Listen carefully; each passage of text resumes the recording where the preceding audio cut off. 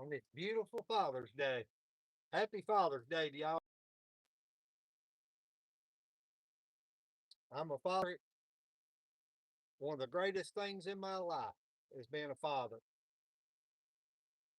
The greatest thing is when the Lord touched my heart. No doubt about it. Four beautiful, really, they make life worth everything to me. My kids do.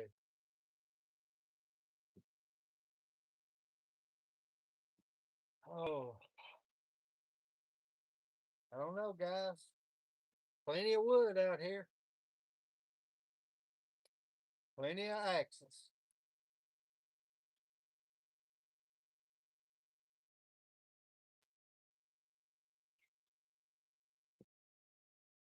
Pick a room, guys, doing this stuff. I would highly recommend one. They're handy to have.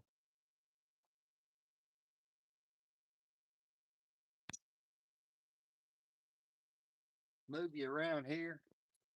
Show you a few things. Right here is some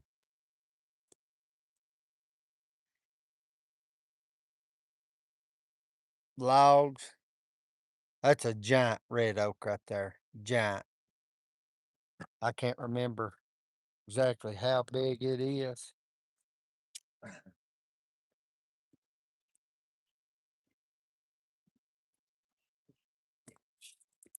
I guess the widest spot on it, guys.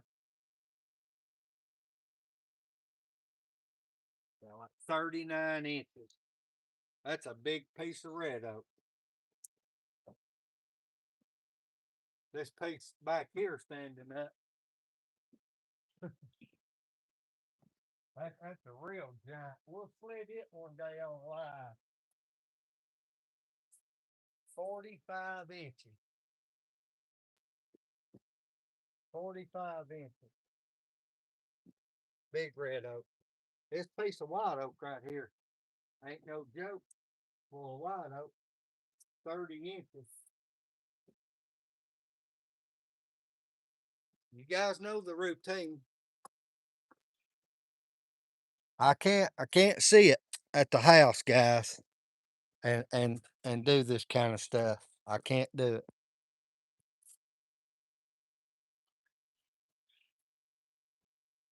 Good morning, Appalachian Axe boy.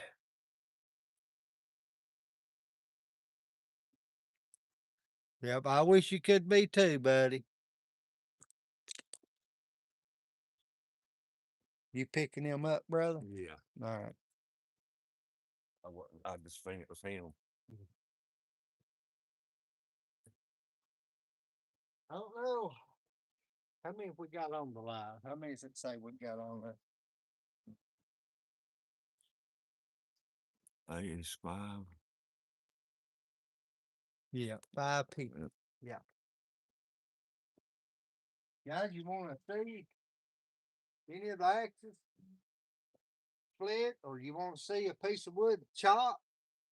We can go down. I got wood to chop. I've got all kinds of stuff. I do have an axe. I do have an axe.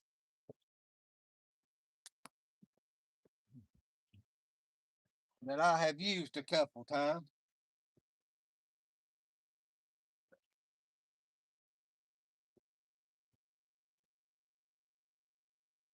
This is the old dreaded sycamore.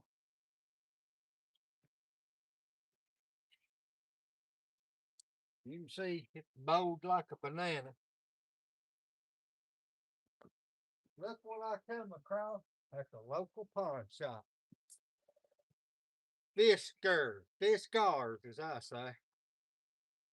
X27. I don't need this wood on a chopping, but I'll stick this axe right in the rocks, the ground, whatever. It's still got the stickers. The edge ain't never been touched on it. $40. $40.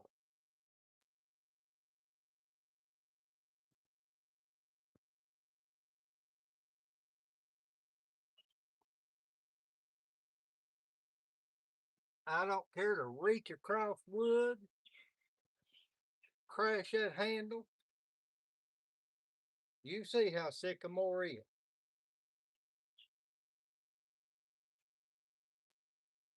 Do not sit there and hit sycamore down the middle. It had a natural crack in it. You hear it pop right there?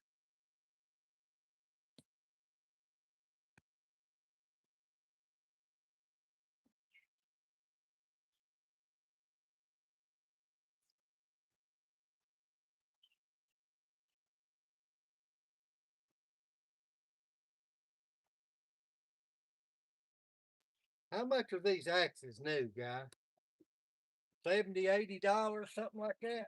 I don't know for sure.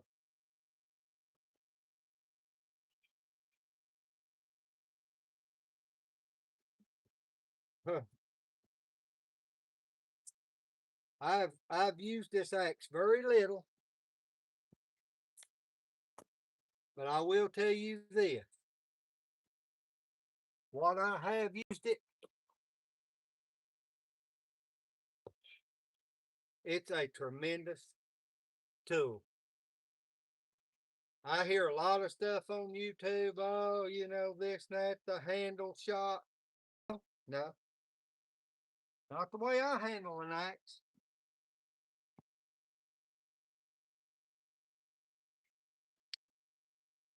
And you can see the twist in this sycamore.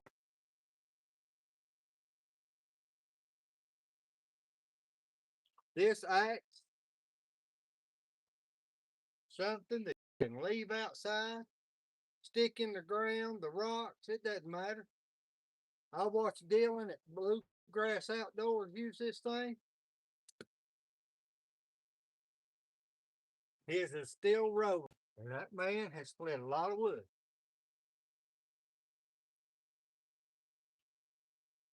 You hear that?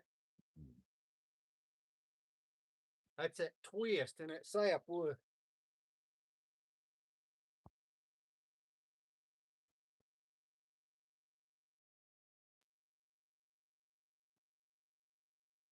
For the money,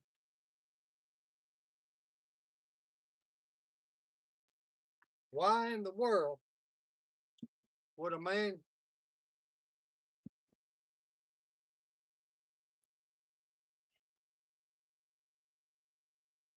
need anything else? I mean, honestly, I've got $600 splitting axes,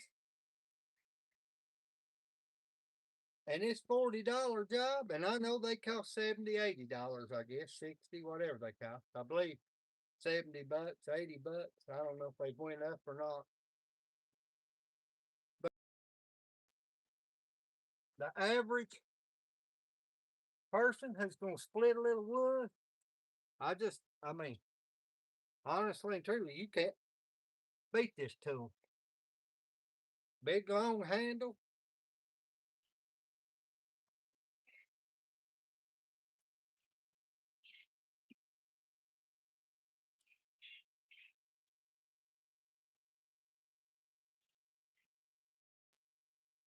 I mean, I'll grab one of these other splitting axes right here in a second. I mean, this axe don't stick. The wood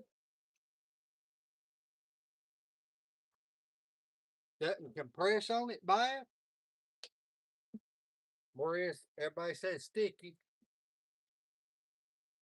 So we'll just say sticky. Not.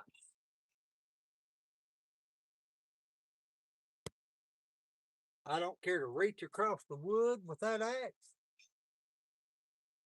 Will it give you a bad habit? In a heartbeat. But yeah, what's that? I get $40 for this thing, guy. Here's a $250 splitting axe. Grand's full. This axe right here defies everything. I mean, it is, it's concave. It's not convex. And it don't stick. I mean, I don't know. Now, does that look like it is splitting that wood better than that Fisker? Absolutely not.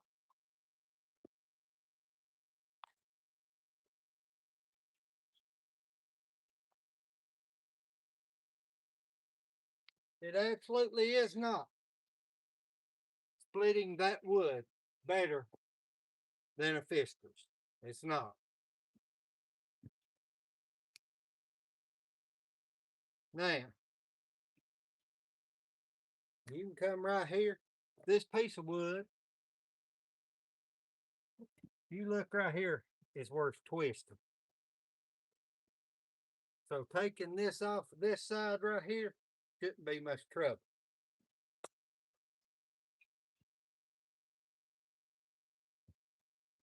Now you can sit there and look at the twist in it.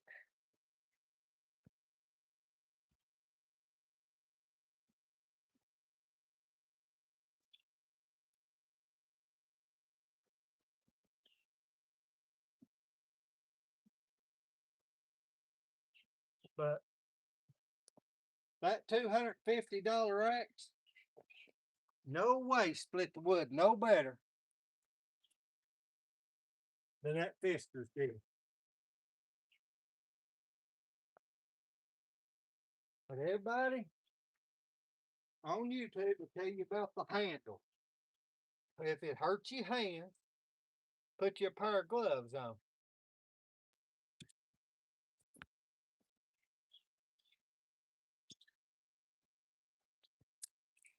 Just done.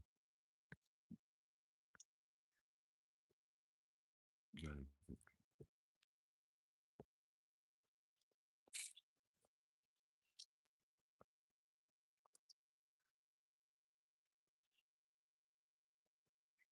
So that's a $250 splitting axe and a $70 splitting axe. The 70 probably worked a little better than this thing did. And this is a fine axe. Listen, I'm all about the window, guys. But that axe, you can just get away with so much more abuse with that axe than you can these other axes. Or I can. You know, I don't like sticking a $600 axe in gravels and rocks. I don't care sticking in the dirt. But you know, they're a lot of money, and they're a tool. They're to be used. But man, oh man, they something in your head that it hurts. Here's a nasty piece of red oak.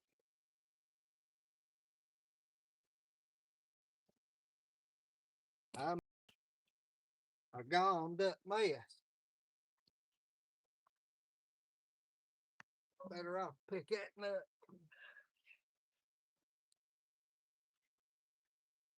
I mean, gummed up mess. Sorry. Got a natural crack in it right through there. You guys know red oak is easy. Most of it. You get in that big giant red oak with all them knots in it, it's not easy. It's as high difficulty as anything you'll split. Anything.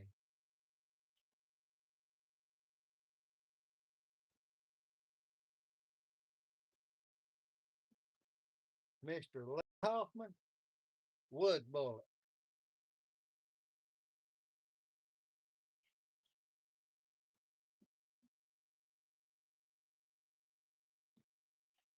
On this red oak.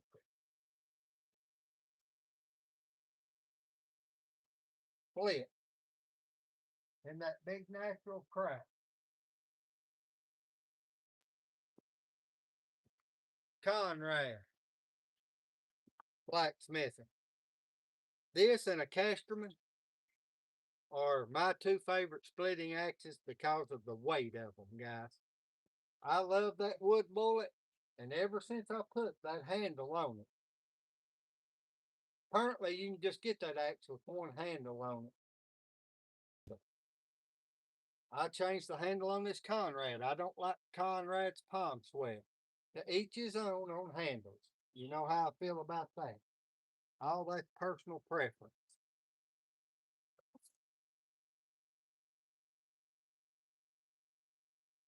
But this 4 1/4 pounder and the 4 pound Casterman, which I should be getting back anytime. I know I keep saying that, but it'll be here.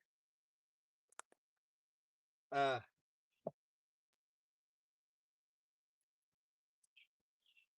you know,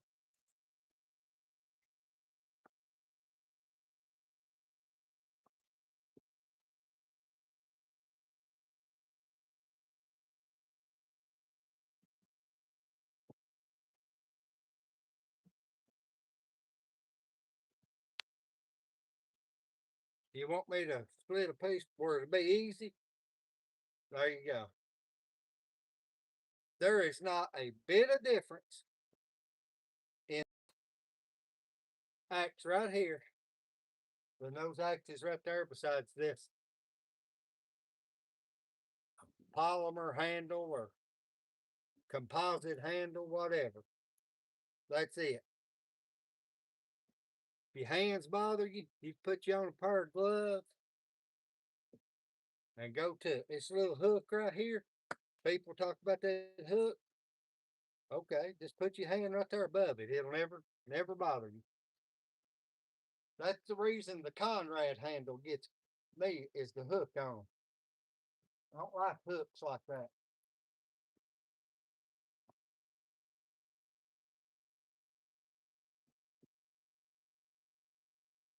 But like I say, guys, this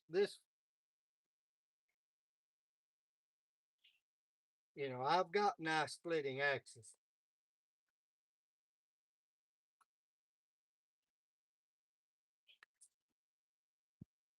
That work great.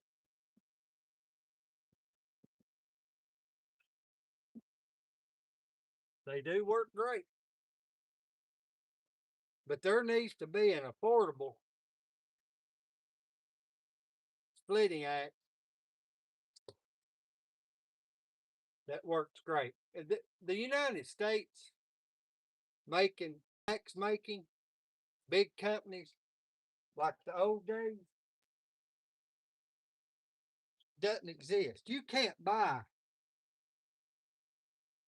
a quality wood handle axe to me anymore. Guys may tell you that this axe is fine and that axe is fine, and it is for this and that, but for guys who use axes, those are not satisfactory at all. In my world, anyway. I had a gentleman down in Tennessee. Me and him's been talking on Messenger. He's going to get a timber pilot, and he was asking me, you know, what I recommend, the 3 1/2 or the 4 1/2. You know, bigger's better, or 4 pound or 3 1/2 is what he's asking. Bigger is better to me if you can handle it. No doubt about it. That 3 1/2 little brother is I mean, 3 1/2 pound axe. I've said it in videos. Nobody, no axe I've got is in the same realm as it is. Um, at 3 1/2 pound. That 4 1/2 pound Casterman Timber Pilot, I will grab it. The 4 pound, 5 pound, both Farmer Ford's axes, the farm axe, and the high test forester, I grab them axes any day of the week and do anything along with the plum, the jersey, whatever. But you know, if you're gonna get one axe to do all your stuff with, you know, that is a personal choice, guys, on axes. It truly is. Emon3411 said my new favorite channel. Thank you. Who was it? It says Cmon3411. Simon. And some, Thank you, Simon. I guess it's You know, it just axes, guys. Axes are not axes. People are saying axe is an axe, but it's really not. They make axes for all different things. I mean, you don't want to take one of these axes and hew with it. That's why they're hewing axes. You know, people will tell you you got to have a splitting axe. Well, what did we do before there was a splitting axe? We split with an axe. You know, when I was young, did I ever pay attention to how thick an axe was or anything? No. You just got the work done regardless. You know, just the way it was. Uh, you know, I don't harp enough about the wood board, you know, to some guys on YouTube. Listen, guys, I'm one of people don't really like me on YouTube. I mean, I do video after video. I get 200 or 300 views on my videos, and I keep doing it, you know, because that's what I enjoy doing it.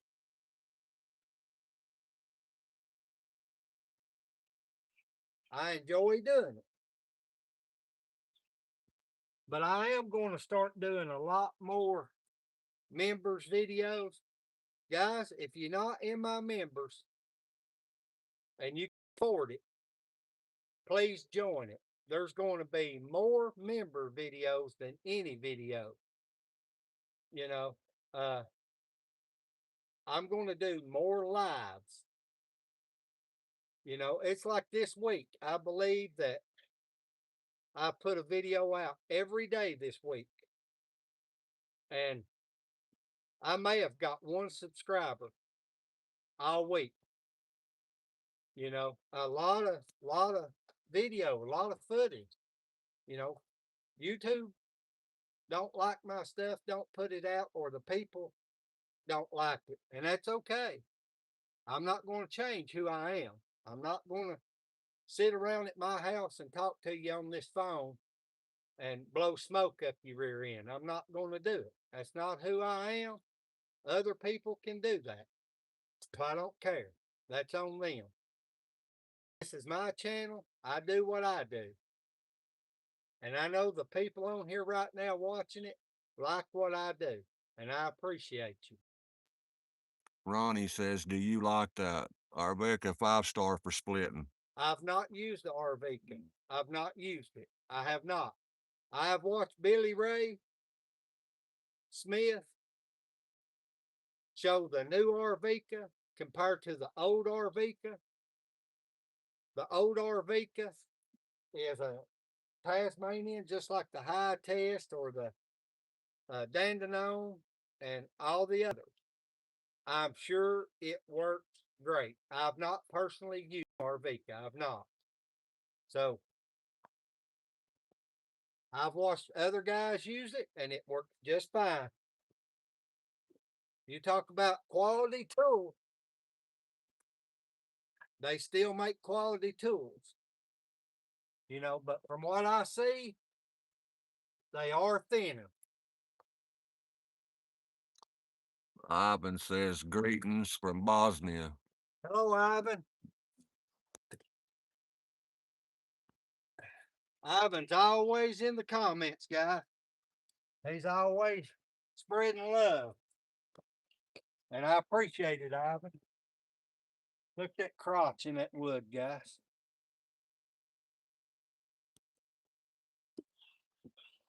You know, like I say, if you know the $600 wood bullet is a great axe. Everybody can't afford $600. This Conrad, 500 and some dollar axe. At one time, I give more than that for this axe. You know, when people's hot, they're hot, and their products cost more. You know, I guess Liam Hoffman has set the market, the price for axes with his axes. You know, at one time you couldn't get a Hoffman axe; it cost you $1,500 to get one of his little axes. You know, I don't use too many little axes, so I don't know, guys. It's just the market and axe blacksmith. And listen, these guys need to get paid. I have been to Liam's shop several times. The man is a gent among gentlemen, I promise you. His customer service is second to none. The employees he has working there, and I mean, he's got some employees, guys. This ain't a one man show at Hoffman. You know, the man's got a lot of overhead, and he's selling his at that price. And guys, single person blacksmith guys got one person going is selling their axes for almost as much as he is. Now, I know who's making the money. I know that in that deal. And I'm not saying anything about blacksmiths getting paid.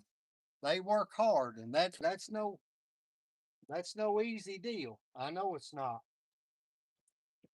But the I, world, who is it? Ivan said just hopped on to out to one of the most decent guys out there. People who grew up on the countryside can definitely recognize the hard work and see the craftsmanship. Thank you, Ivan. Yeah. Black walnut, guys. You split that bark on that piece of wood is straight. You can look at it on the camera. Can you see that bark good on that? Mhm. You know, it is tremendously straight up and down. There's no wiggle waggle in it or nothing. Split this piece of wood with any axe you want. There's a little natural crack right there in it. That piece of wood will split right down through. I don't care what you use on it. I guess the farm axe, and this is one of my favorite axes, guys. I'm telling you, this axe is one of my favorites. It's expensive. It'll chop. It's called a farm axe. Use it on the farm. It's meant to chop wood, split wood. There's not a lot of convexity in this blade. It's the flattest axe I got. Walnut is not hard splitting wood. But let me tell you a little secret, guys. Any wood with bark like this is not hard splitting wood. I don't care what it is.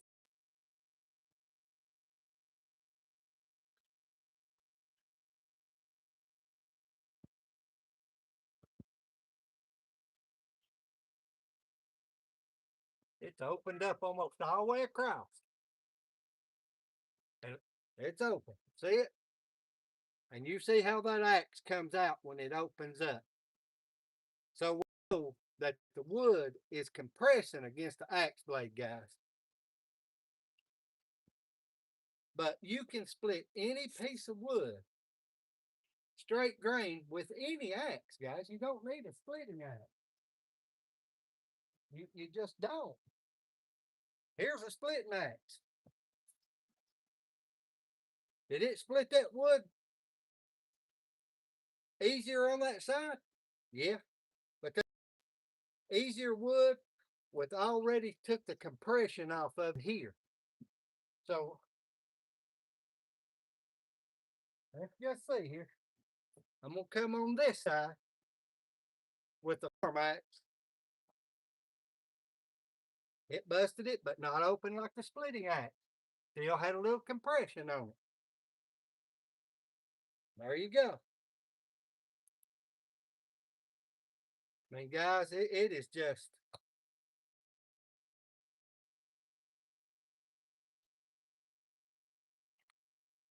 a lot of stuff you see.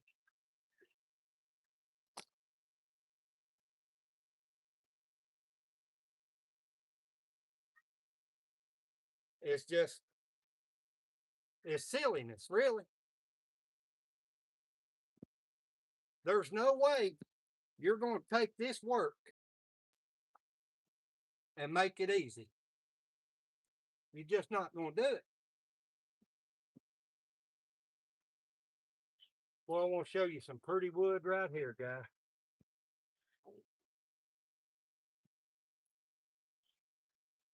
Man, oh man. Look at that right there.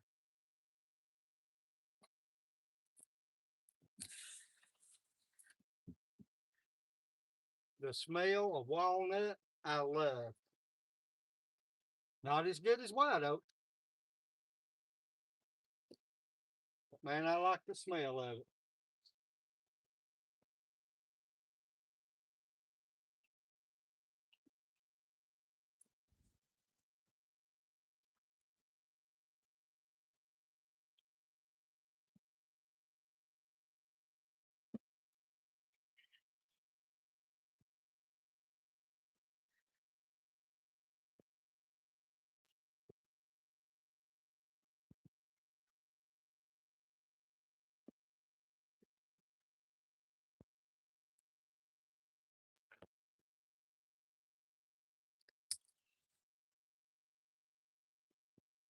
It's all just work, guys.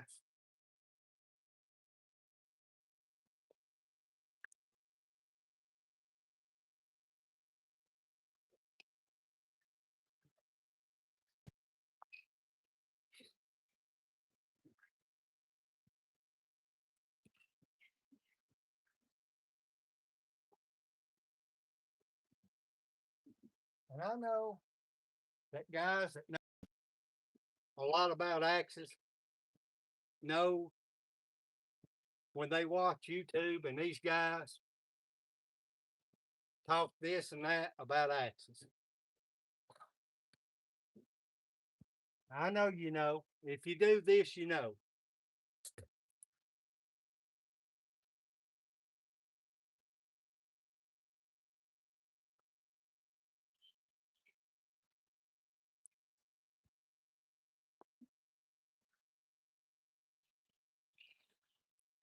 All we're doing here is getting firewood for our family and friends, guys. That's what we're doing.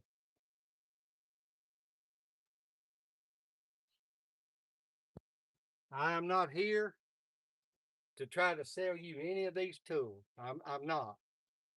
I don't get paid to sell stuff. I'm not a used car salesman.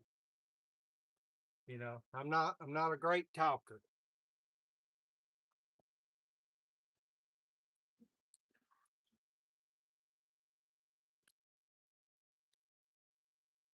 My son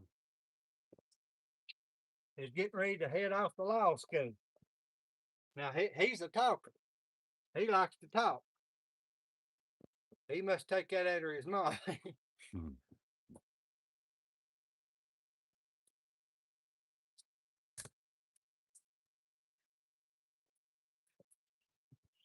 And I'm proud of him. Does anybody want to see anything? You want to see it? If the boy from Tennessee is watching,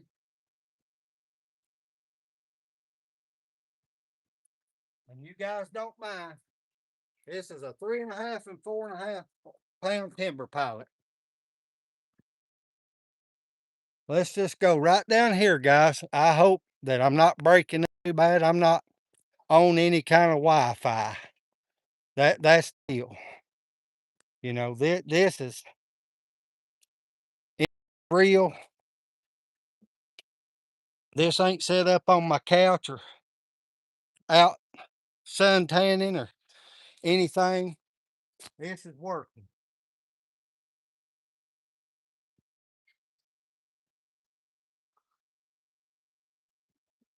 £3.5 pound timber pile. This piece of cherry right here, I'm guessing about 8 inches. I hope the boy from Tennessee's watching. I'm going to chop a knot with it and the 4.5, and we'll go back. Or if you guys want to see another axe chop this wood, let me know right there in the comments. 3.5 pounder.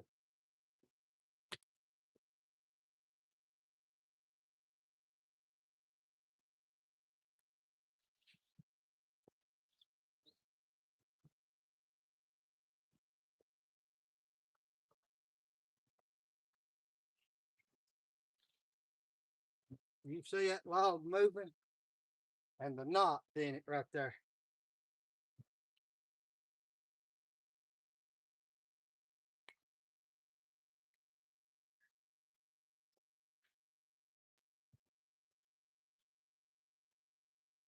My axes and the wood I chop, guys, chopping through a piece of wood like this is going to be 40 swings, right around there.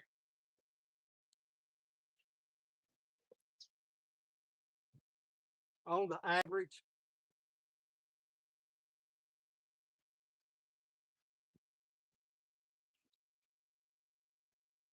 It's the bigger axe.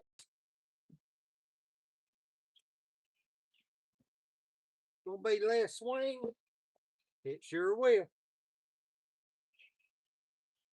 How many less you say?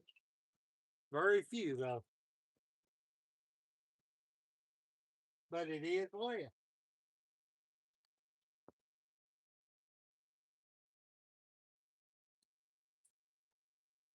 £4.5 pounder.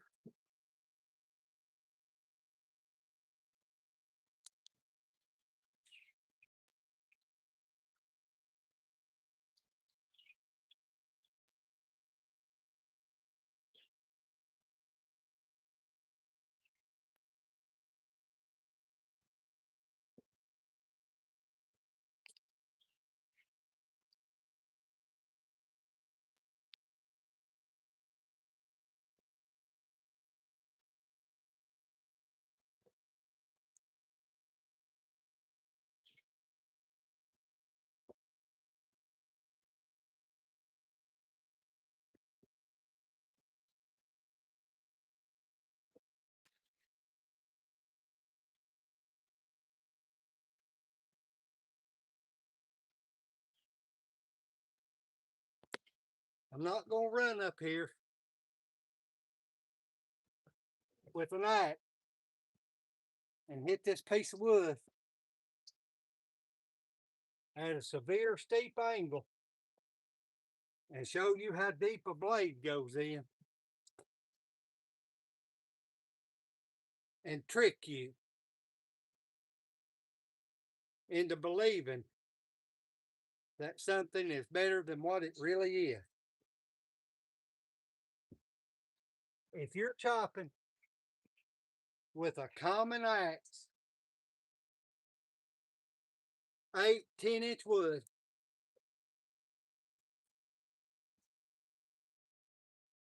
test my method out. Chop through that piece of wood. Hardwoods. And test my method out and see if I'm lying to you. I don't care if it's 17 degrees or 22.5 or 35. 35 will be 3 or 4 more swings than the other ones. It's just the truth. Or that's my truth of what my axes will do. And anytime anybody wants to do a joint video on chopping and show me that their axes will cut similar wood in a lot less chop. I'm not saying Some axes won't chop in less. They may. But if anybody wants to do it and show the viewers that these axes are greater, superior to these axes or other axes, I'll be more than glad to do it with anybody. That's not a challenge. That's a request. I don't have my log roller, guys. I'm gonna try to roll it where you can see it. All right, I halfway got it rolled.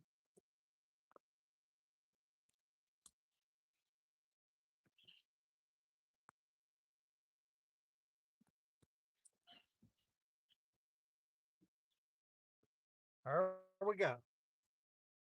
3.5 pounder to finish it out.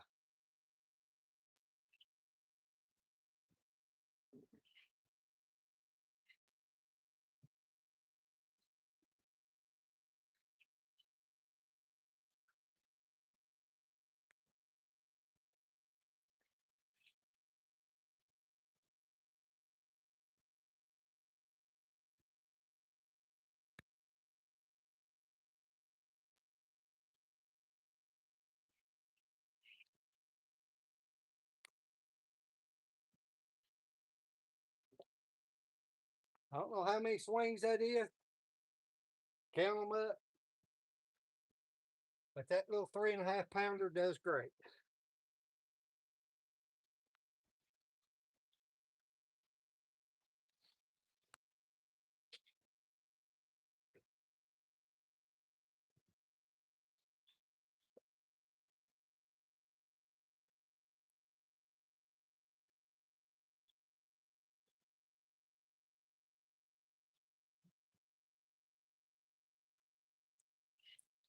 There's your 4.5 pounder.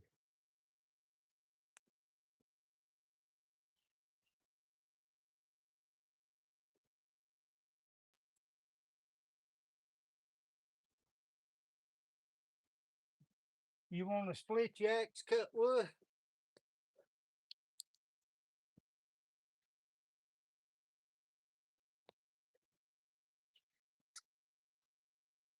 Naughty, naughty.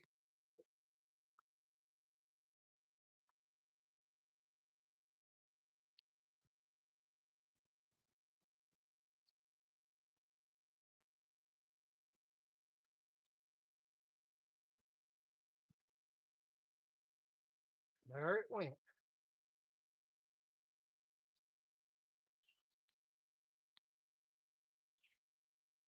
That's the 4.5 pound axe. That piece of wood didn't want to split good right there. As I always say, that's wood.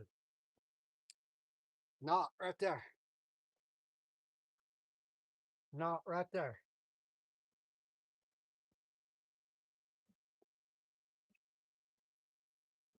We're gonna let that bother us? No, you can't.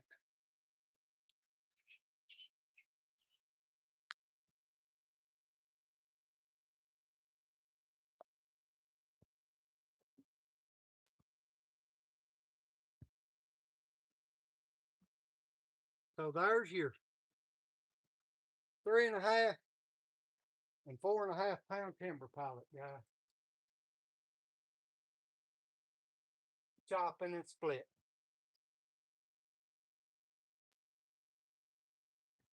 Guys, if I recommend an axe,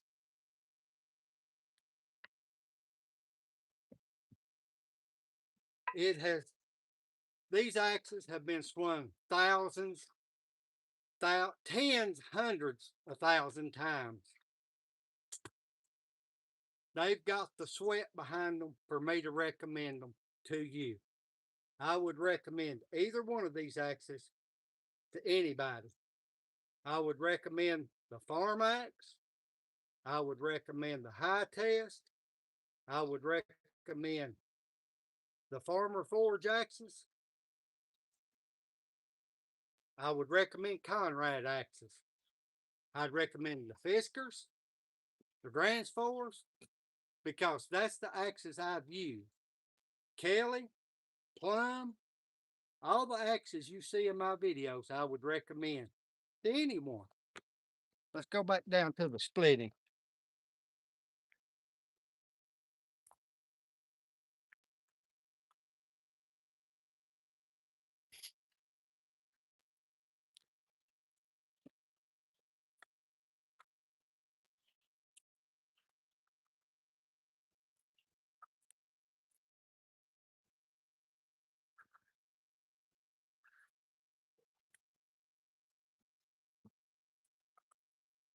Guys, anybody got any questions? I know we ain't got many on here, but that's the way it goes. It's Father's Day weekend.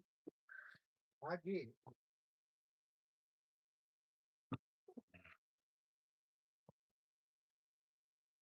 But if you watch this video during the week, guys know that I'm gonna be doing more members videos and live videos. You guys see who I recommend. There's Hoffman, there's James Honecker, Forge, there's Casterman, Winston. Them's the axes I use along with the vintage axes.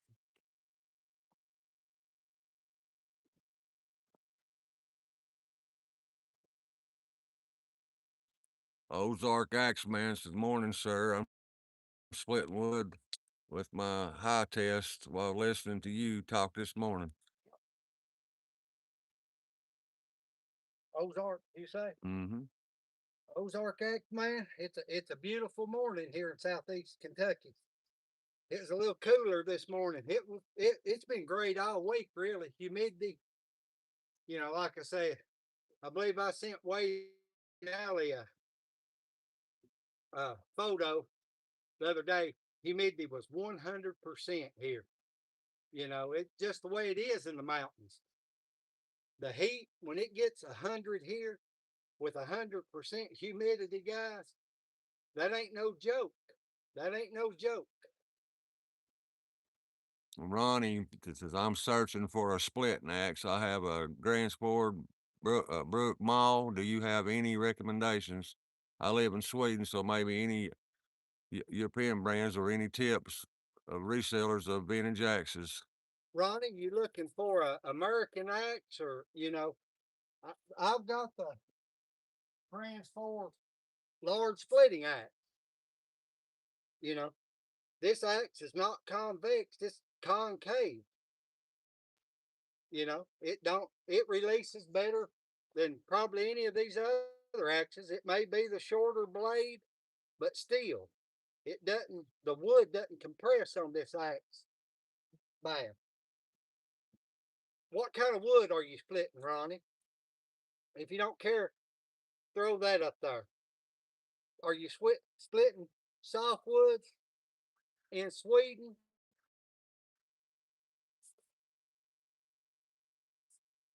or all different kinds? Let me know that, Ronnie, if you don't care. Mostly, Ronnie says mostly birch. Oh, birch. Okay. So pretty good splitting wood, right? The birch we have here in the States is pretty straight grained and splits like a dream, really.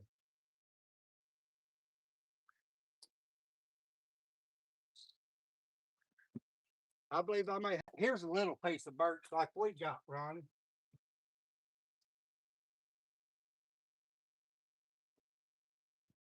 Here's a little birch we have at home. It's a sweet birch, black birch, Ronnie. So honestly, truly, Ronnie, you want the vintage axe? If you want, only thing I can tell you, Ronnie, is if you get like a high test, Forester, Craftsman, or anything like that, this axe is going to cost you as much here in the States as just buying a hand forged axe. By the time you get this head from Australia here, handle it, buy you a handle, quality handle, and haft it, you're going to have $350 to $650 in one of these axes. These axes are not worth $650 when you can get a wood bullet for $600. You can get a Conrad for $500, or you can get a Casterman for $4 something. So, you know, if you want a dedicated splitting axe,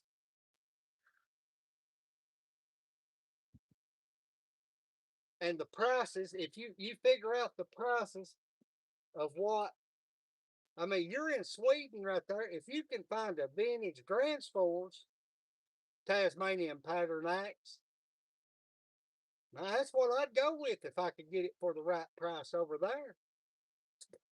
There's not a doubt in my mind, you know. If you want a wood handled axe, you know, if you want to get a Fiskars, they dirt cheap and they work. These axes work, Ronnie. You know, I don't really want to split this piece of birch with a plastic handled axe for you, but you know, here's the farm axe in that birch. You know, that's a flat axe, Ronnie.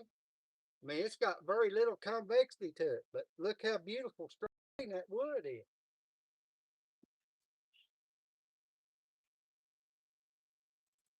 I mean, it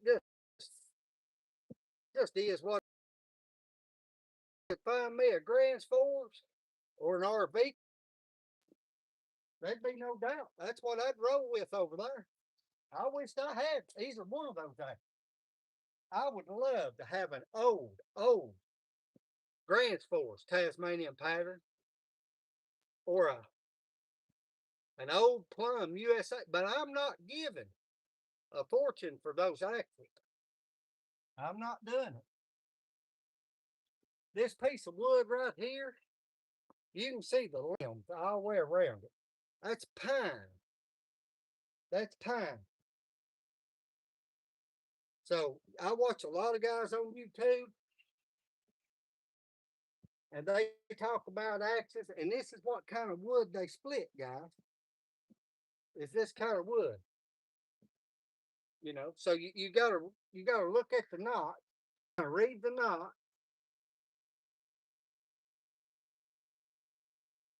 So I put those knots towards me, and if I wanted to bust that piece of wood down the middle, here's the Gränsfors. We'll hit it a few times with different axes. In between these two big limb knots, watch that axe release. I mean, it don't get no better than that, y'all. Here's the wood bullet, same place.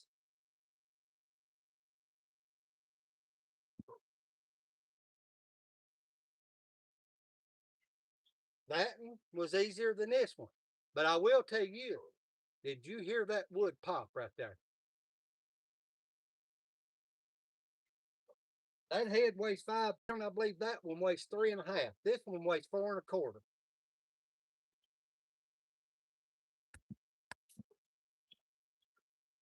I mean, they all release fine. But that wood bullet hit that wood with more authority because of the weight of it. Here's a Fiskars. I'm sure this head's 3 pounds something. 36-inch handle.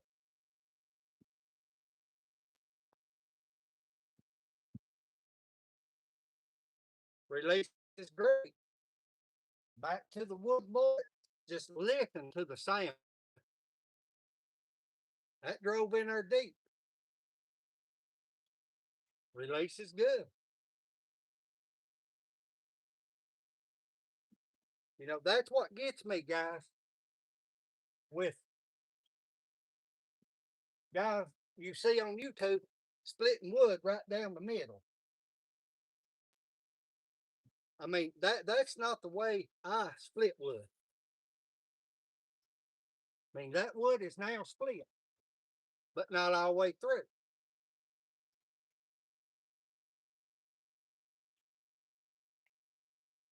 And now it's simple as pieing it up.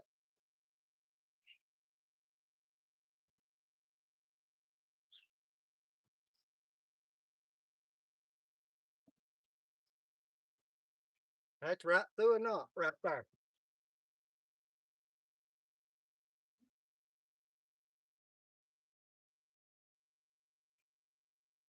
You know, guy, I don't. My son-in-law brings me this pine from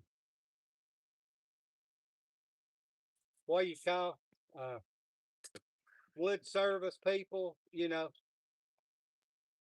who cut trees. So this is where most of this pine comes from. You know, we burn hardwoods here. We gonna burn this wood because we got it. But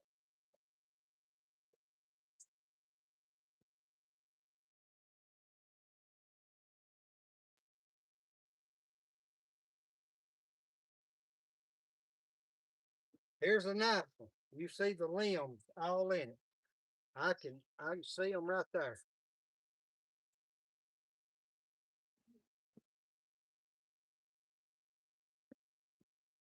I mean that axe right there for the money.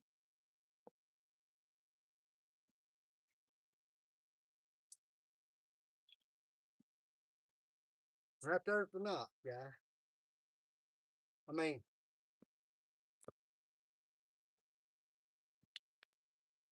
knowing how to split the wood you're splitting is the key to the axe.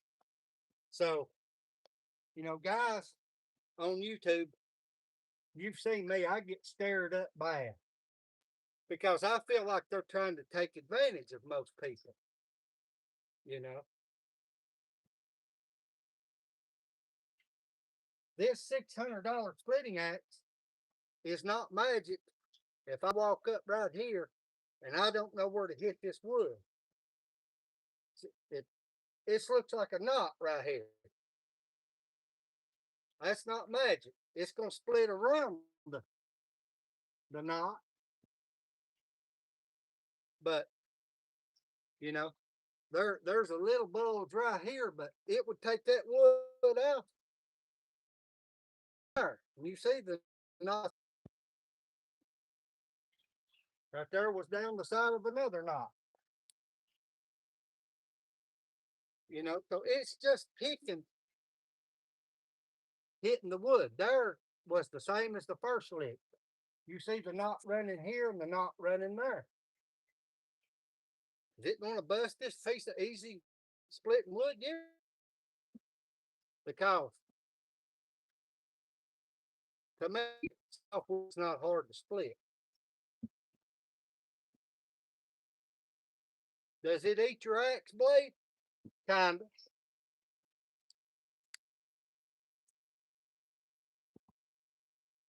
And you heard the knot right there. Right there, yeah. Sideways on that.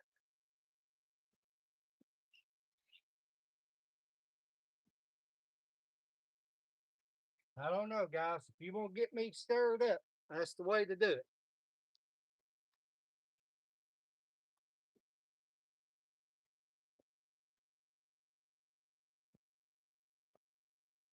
What's the best way to go at that wood? My honest opinion is put it like that right there. Hit it right there.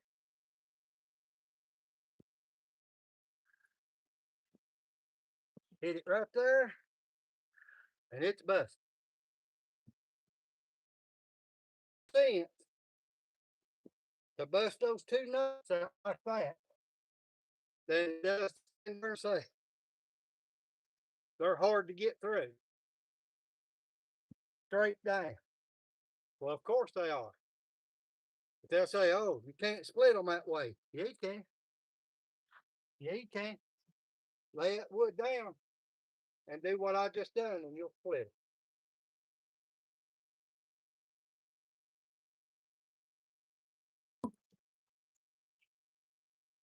I got no respect for softwood, guys. Really and truly, I don't. Somebody show me some softwood that is actually difficult compared to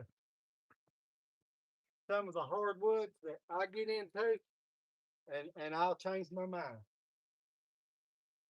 Not till then. And I ain't gonna go off on it.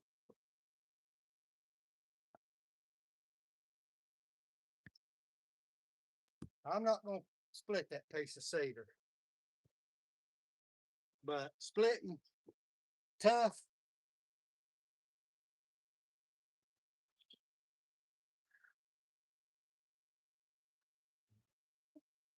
hardwood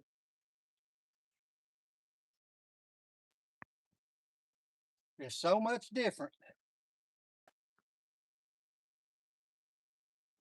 than the softwoods I split. Now, listen, guys, I'm not telling you I split every kind of softwood.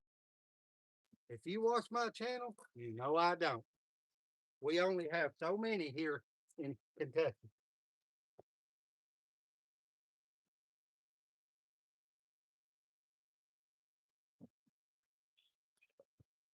Look at that big egg-shaped outfit.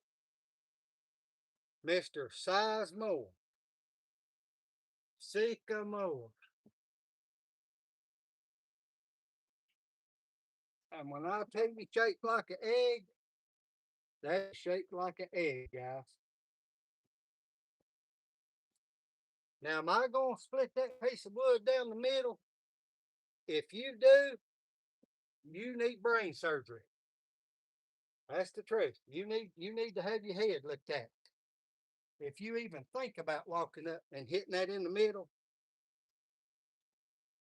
and splitting it, there's a knot right in the top. That bark slanted like this. Straighter, but this softwood, the way it tree is over, this will not be easy around the softwood. Once you get in here, things will change.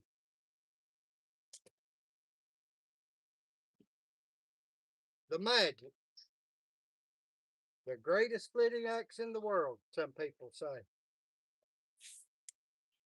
Ronnie said, do you use miles? No, no. I used miles when I was younger.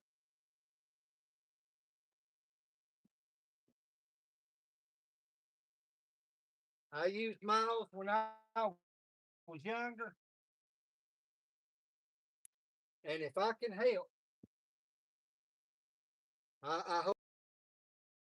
So you see that wood, that sycamore, is not that bad around the side. Conrad.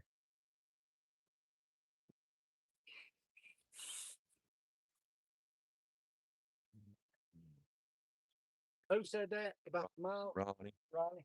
No, Ronnie. I hope I never have to put another one in my hands, brother, to be honest with you. You know, they work. They work and there's a place for them. I know that. But I look at a mile and an axe kind of like a race car. A dump truck has its place. And a race car does too. But these axes are so much more agile, you know, to me.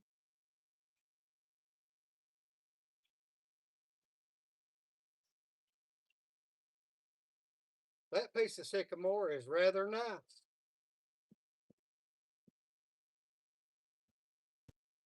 Is it something I want to bust down the middle?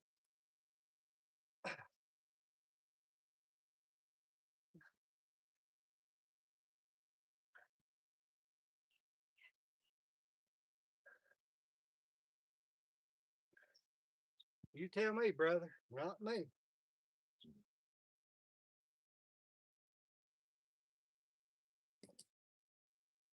Grand Forks, beautiful, boys. I'm telling you, it works.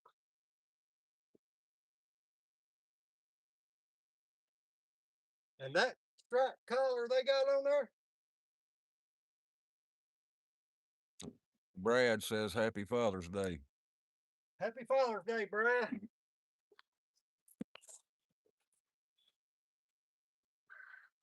But that axe, guys,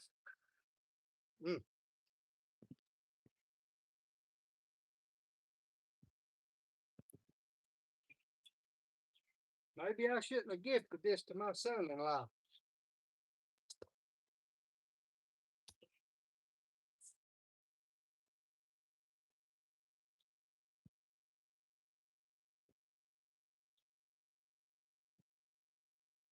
What's wrong with that fiscal guy? You can see the twist right here.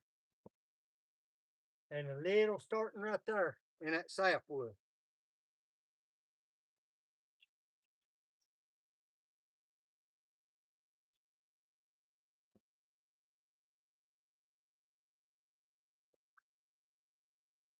This is a pretty nice piece of sycamore, to be honest with you.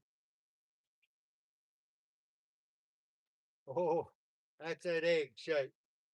That's right in that knot. We'll split it right through it here, guys.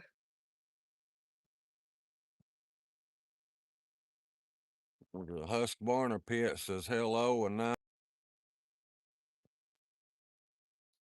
You know, I heard Poplar puts out BTUs per cord.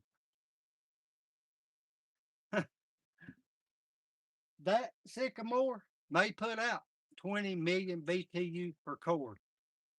But what they're not telling you is I'll burn 3 cords of that stuff before I burn a half a cord of hickory, oak, beech, Osage orange,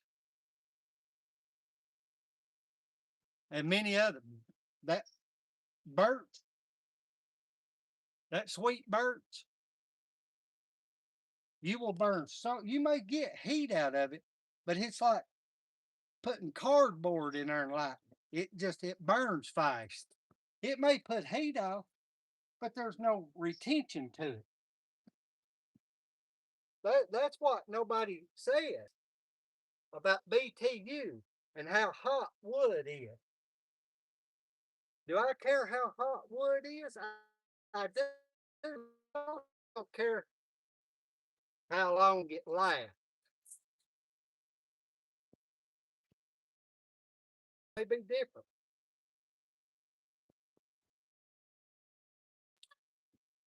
You can throw a piece of that pine in a fire, and I mean it's you know the pitch it's like lighter fluid. I mean it puts out heat. I mean it gets hot and it's gone.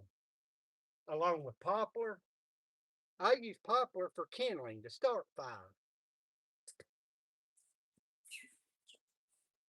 But that's what I talk about. BTUs and stuff, guys.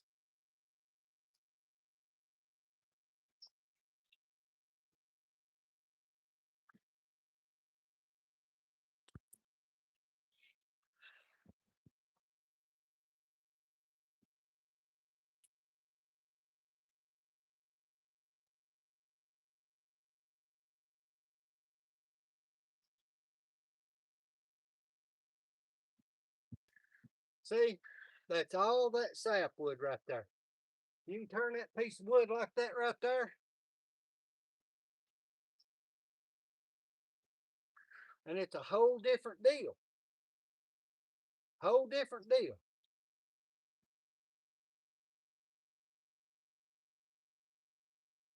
Sapwood holding it right there.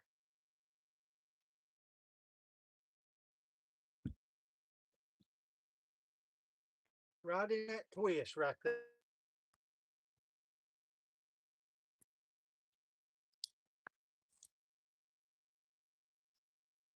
That's just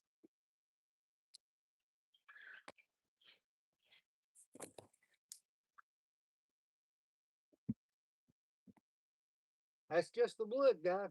That sapwood like that. You can lay that piece of wood down right there.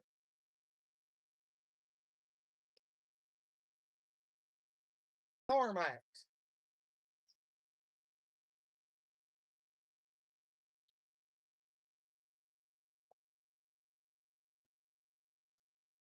And all you're doing right there is cutting those fibers of that twisted sapwood. And you see, that wood is split. No sapwood.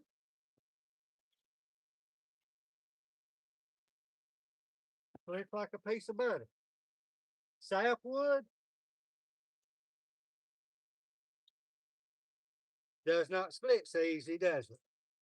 You lay it down right there, split. Isn't that amazing how that works? But many woods are like that, guy. Many woods that are twisted in the sapwood.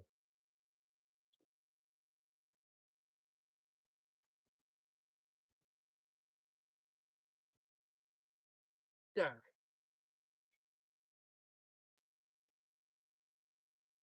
I'll show what you cut through right there. Right there's what you cut through.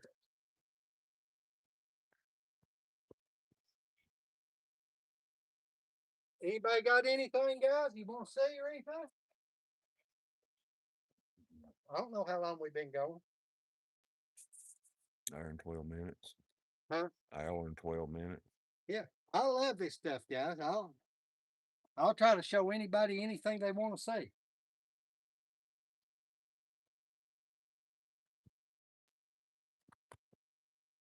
Ozark Axe Man says, have a great day.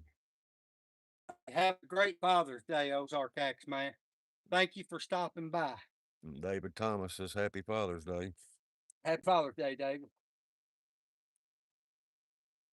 Anybody want to say anything, guys? It's a beautiful morning here, guys.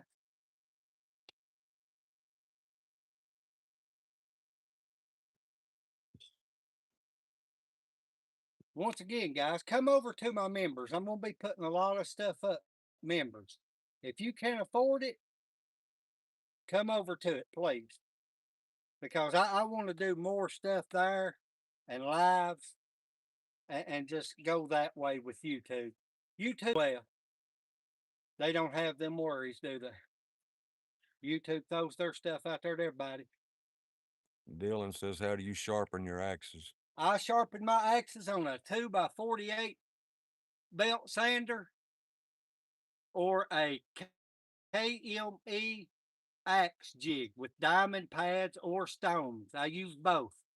If I want that good symmetrical, I can't talk, I'm a hillbilly, grind on my axe, that KME axe sharpening jig is the best thing I have found for sharpening an axe. I can sharpen mine on a belt sander. If I get heavy damage on them, I'll take them to the belt sander, guys. And then after I get them off the belt sander, I can put what you want. I'll take a little angle finder and I will put it on top. Digital angle finder on top of that jig, and whether it be 10 degrees, 12 degrees, 12 and a half, 11 and a half, whatever I wanted on that side. And when I work that stone, I can see as I the waves that I had on the belt. Not to most people, but I'm OCD. I'm ADHD. I've got a lot of problems. But, you know, that is the best little jig that I've ever used for sharpening an axe. That's just me, guys. You know, I like how it works. I like the precision of it. Will I stone my axes? I sure will. I'll stone them several times, but I always go back to that jig and I put that perfect grind on them, I call it, with that jig. And then I've got a leather belt, strop belt that goes on 2x48 belt sander loaded with green compound, and I stripe right there till the burr is completely gone. And I mean, they will shave me axe jig. The shortening jig, you get the rod if you want to do flat grinds, or they have the convex rod, the bent rod that always gives you that convexity. And when you set that thing, it's the same stroke all the way across the blade. That's why you get that even all the way across. It's the best thing, guys. Not the quickest, but it is the most precise grind you will get.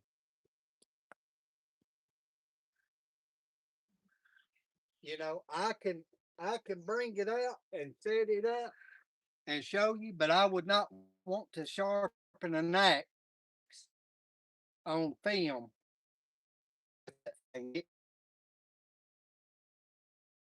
You can touch it up with them, but KME, I, I would I would highly recommend that to anybody. I truly would. There's KME a plug.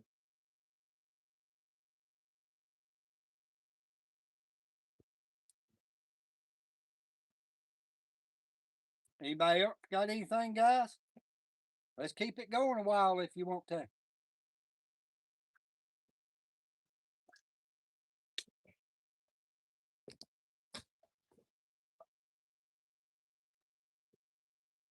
I know this may be delayed and you may not hear me good, and I'm going to get a microphone, guys, where you can hear these axes hit. I've watched the video and you can't even hear the axes. I don't like that.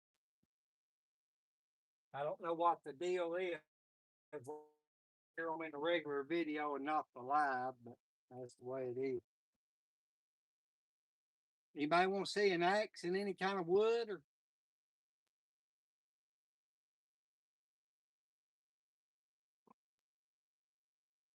We'll do one more before we hit the road.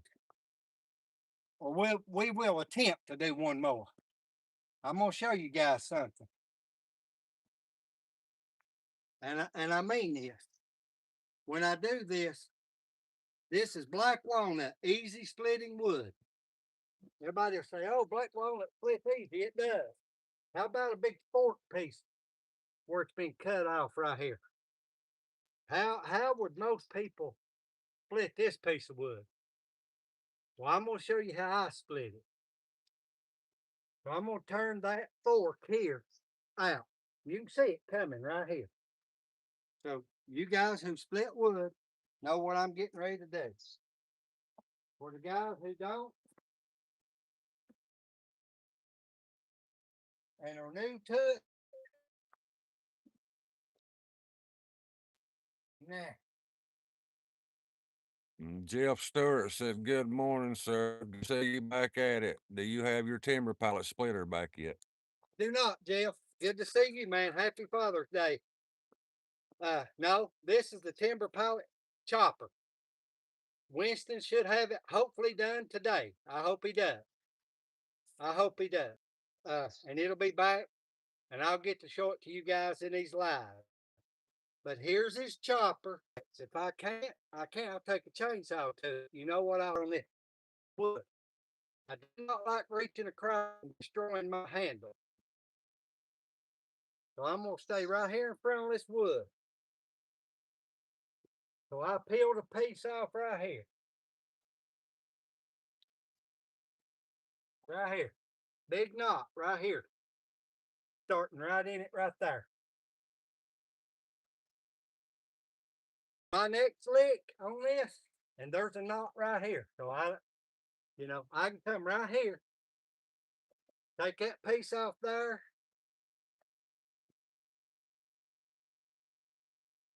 Hopefully, through this knot, I can get this one off. Jeff said Happy Father's Day to you too, and he ordered him one last week. Now, there's that piece. Did you order the splitter, Jeff? The split axe? Is that what you ordered? Then I'm gonna come right here. I'm gonna take this piece off.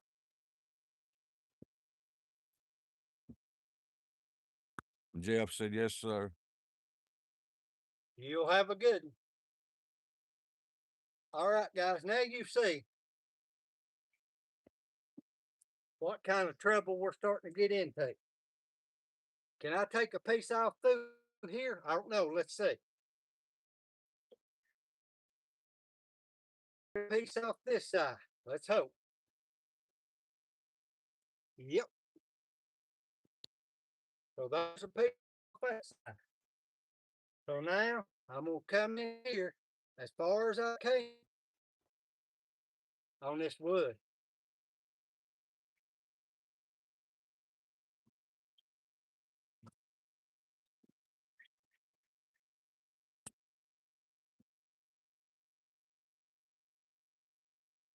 Now, what do we got left? We've got a lot of trouble left here to here, but you see how thin this piece of wood is. Can I split that right there? I wouldn't bet that on nothing. We'll hit it all the way down to there. Is there compression on this? Yeah. Let's see how tight this axe is. Not too tight, was it? There's the split. You see the grain in that, guys? That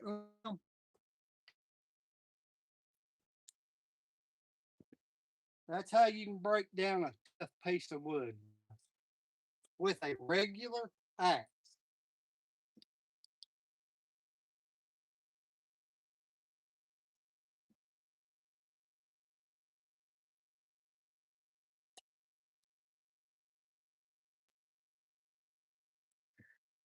Guys, I'm gonna do this on film.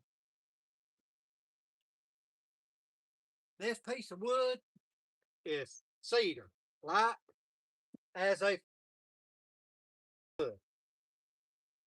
Beautiful wood. I will say this until the day that they throw dirt on my face. That means till the day I'm in the grave. The softwood I split, cedar, pines, hemlock, there is no way on this earth, if you use an axe and have minimal skill level, that you need a splitting axe. Would I tell you to get a fat axe, convex, old vintage, Dayton, whatever? Yes, I would. I would.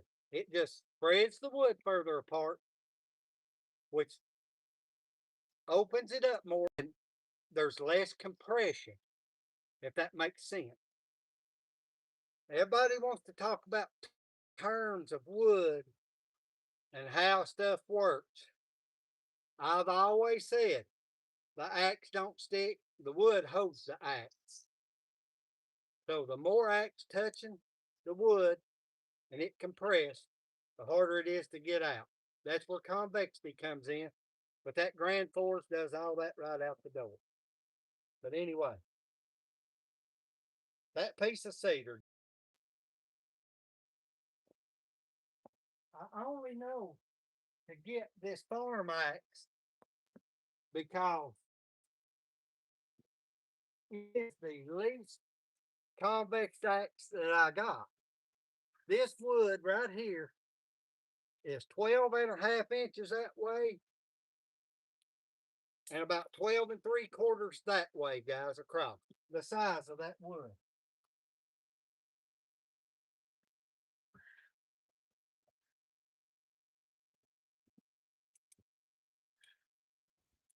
I'm no good at this, guys. Can you see that axe blade right there? So you see that there's very little convexity in that axe blade. I mean, it does not really have a high center line at all. It's pretty well flat all the way across, except for these bevels, which don't mean nothing on this axe.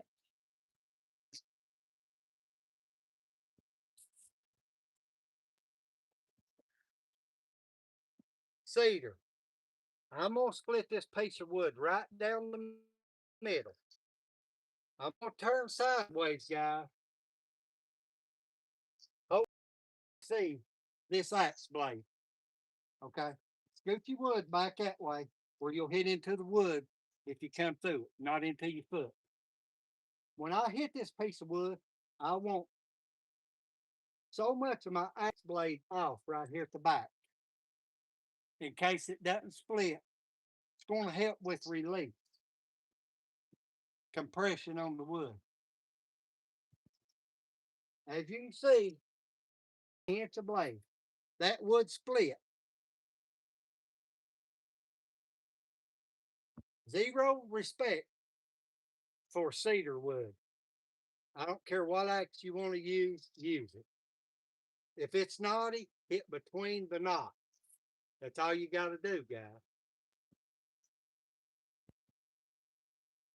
I mean, you see how that works.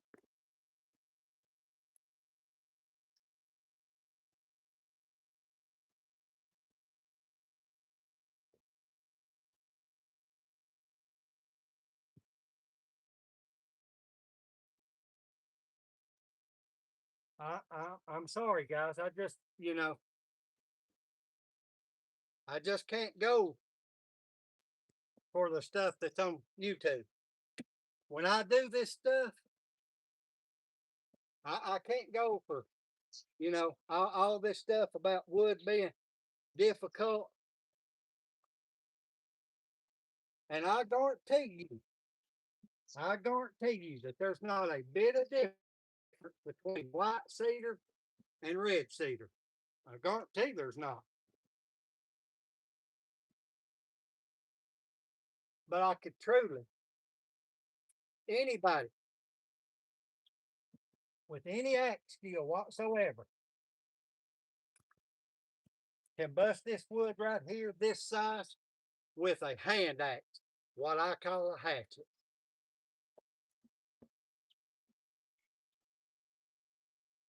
There is no way that you need a big splitting axe for. Oh, that's wonderful. Smells like kind of like peppermint.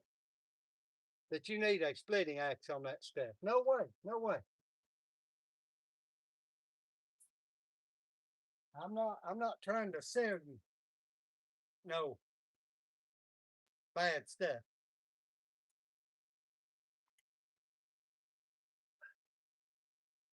Guys, before we go,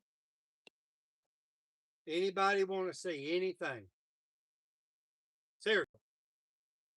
I'm up for it. I ain't felt good in 3 or 4 days. I feel pretty good today.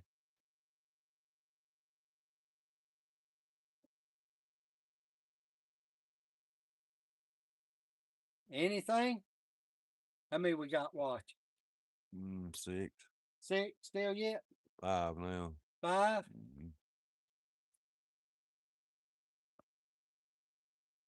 I've got a big jacked up piece of red oak, guys. A big one. You want me to save it for the next live? I'm going to do another live this week, guys, through the week. If I can get an evening that's decent, I'll do another live.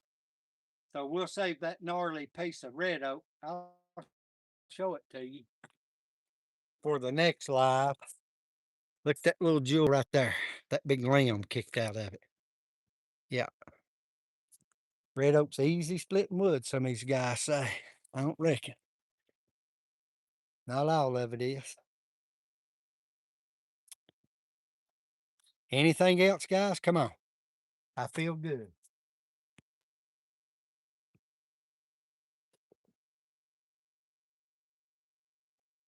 Here's another piece of wood I got no respect for. And we're going to leave on this one. Box elder.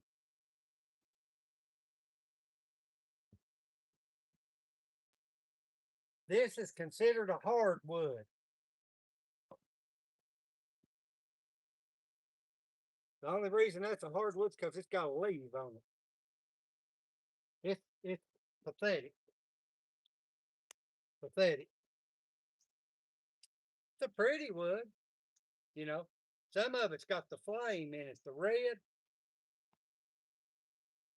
Just let's take this 3.5 pound timber pilot. Boy, it's fat cheek. Look at that. Look how fat that little axe is. Look at those cheeks on it. Try to get away from it. I mean, this little axe, it's phenomenal. Like I said, this wood's about like that piece of cedar, maybe a little bigger. Let's just go right down the pipe on it with this little axe. Mountain Man axis is what wood is it? Flaming box elder. I mean, absolute pure junk.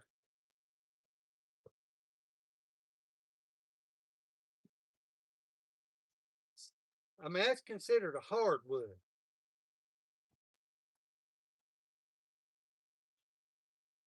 It split it.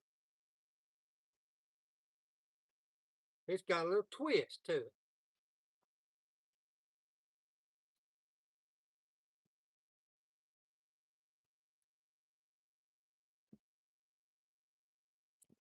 Mountain Man axis says, can you burn it in a wood stove? Yeah, you can. But I'll tell you what.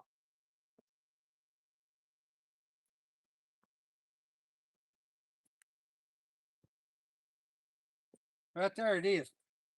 Mountain Man Axis. Mountain Man Axis is over in Johnson City. Is that right? Is that where you at? Here it is. That red in it. When you really get the big heartwood, it'll have that flame in it. Listen, you turn that in a bowl or something, it would be gorgeous when you oiled it. But Mountain Man, Johnson City. yeah. Mountain Man, I would say that you could take a sheet of paper, cardboard, and it probably burned longer than this would. Which cardboard won't even burn these days if you try to burn it. Bluntville, really, he said. Bluntville, yeah. I ain't far from you, Mountain Man. I'm just right on the Tennessee-Kentucky border there. Cumberland Gap, Tennessee. You know, Middlesboro, Kentucky is where I'm at. About, I don't know, hour and a half, 2 hours away from you, something like that. You're not far from Hoffman's. You know, I go to Liam's a lot. You know, I've played a lot of softball in Johnson City, Mountain Man. A lot of softball there when I was younger, man.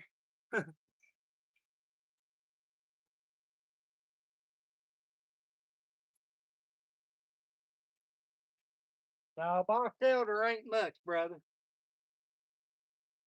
It ain't much, but it burns.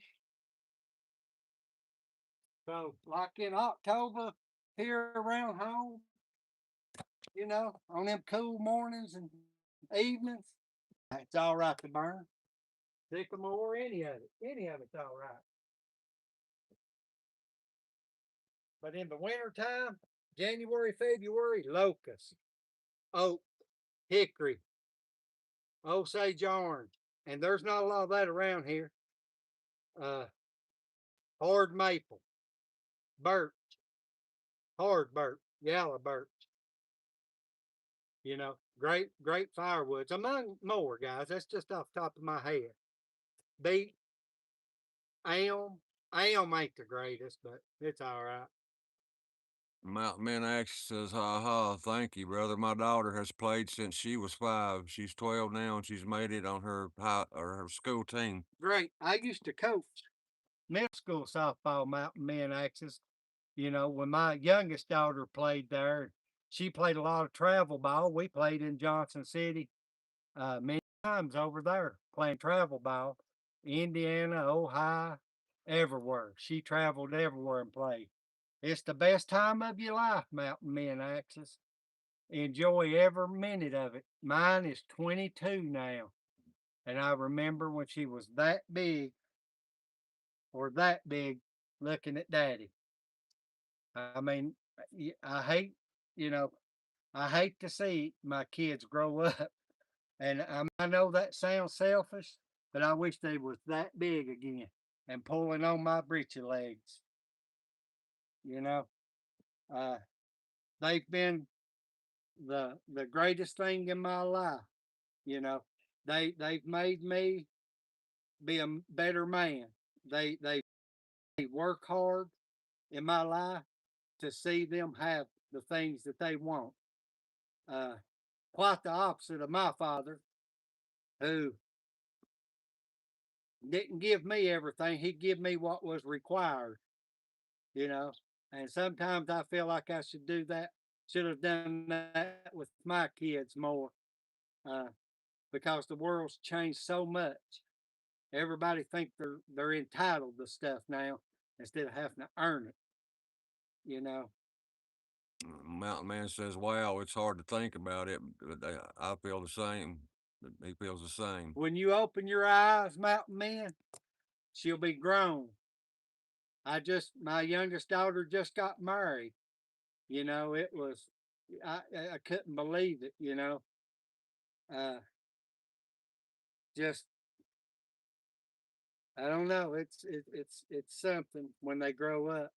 You know, but you know, I'm blessed with 4 grandbabies that's little now, and one of them is already 8 years old. I remember holding her in 2018 in my hands, and here we are today. You know, it's unbelievable. But I got a couple, 3 little ones running around live action for Papu all the time. And Jeff Stewart says, "Where does Hackberry rank in there?" Hackberry, you know, Jeff, as far as I know, I've not split any hackberry, but I believe I watched Billy Ray split some up in Indiana, where they're going to have buck and stock next weekend. Uh, at is it what is the host name there? Great guy who is doing the hosting of it there. What is his name? I used to talk to him on Facebook or something at Hoffman. He's a great guy. His daughter had a bad car accident. You know, keep her in your prayers, guys. Uh, I can't remember his name. It'll come to me, but he is a tremendous guy. When Billy Ray was up there one day, I watched him saw some hackberry up and split it, but it's just not a wood that's around me here. And you know, like ash is about gone in this country. So hackberry, I'm sure if it's straight grain, it splits good. If it's stringy, like elm, it kind of reminds me of elm, how it looks. But you know, I can't tell you the difficulty of it because I've not got into it. But I'm sure it's like every other wood. I look at wood, no matter what the species is, if it's straight grain, it's going to split like a dream. If it's twisted, it's going to be more difficult. If it's knotty and twisty, it's a whole different ball game. But reading bark is what I do. That's what I don't walk up and look down at the top of a piece of wood. You know, I look at the natural crack, of course, but I don't try to read the wood from the top. I try to read the bark.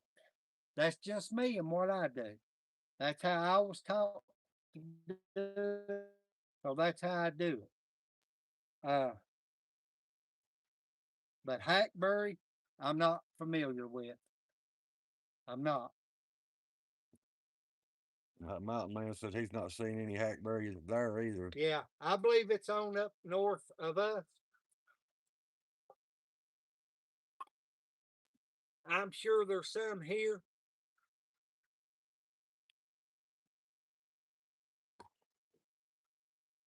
And Dylan says, "Did you get a Friskers?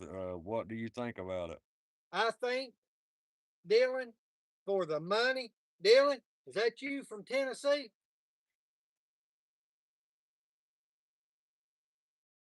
Coffee County or down around Tullahoma? Is that you, Dylan?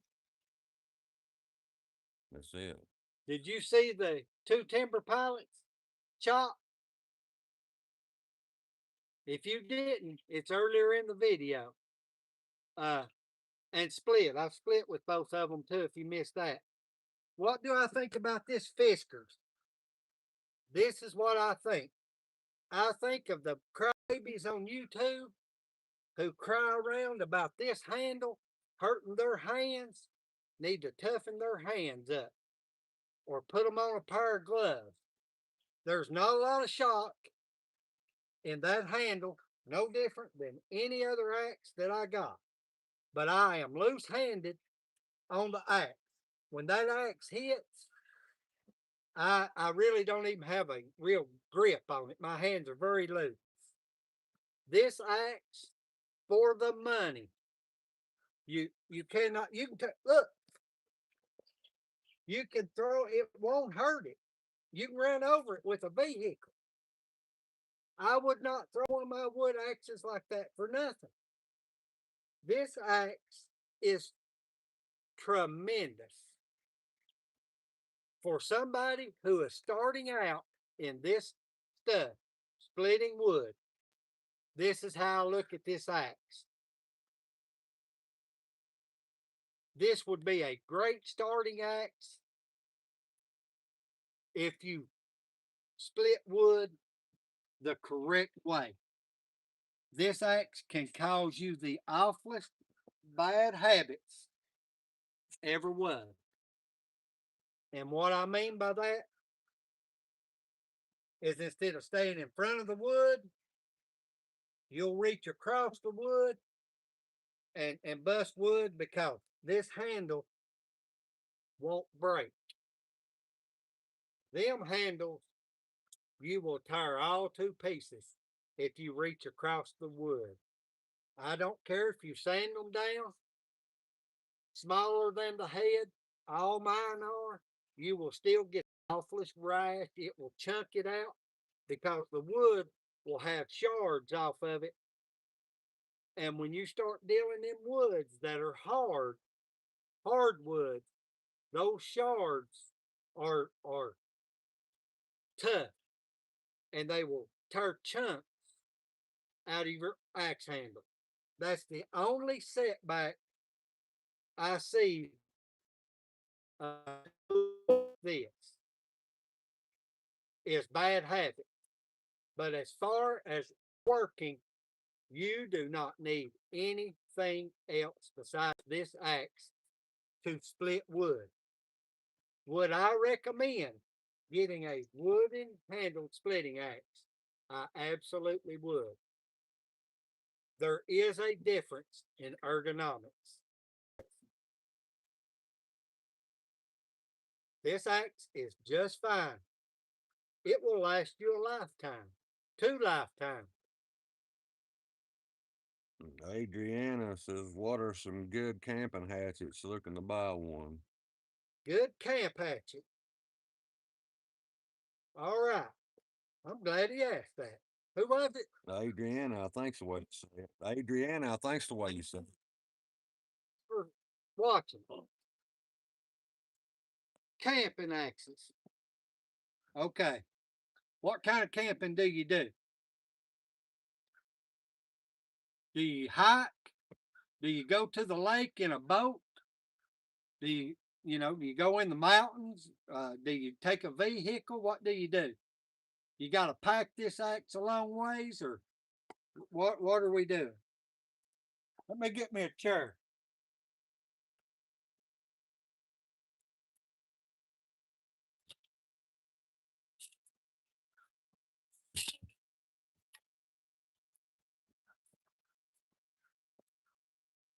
Mountain Man Axe says Happy Father's Day, man. He's heading on to the flea market. Yeah. Don't be buying them axes, man.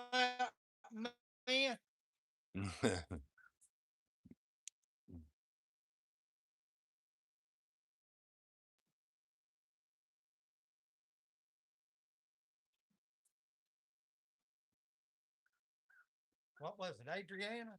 I think that's how you say it, Adriana, or AD. Yeah, Adrian, Anna. I mean, best I can make out.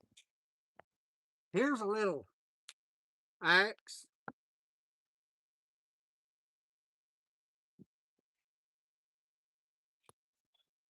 You wanting to spend a little money? Do you want a nice axe? Am I in camera there? Am I? Here's a nice little axe.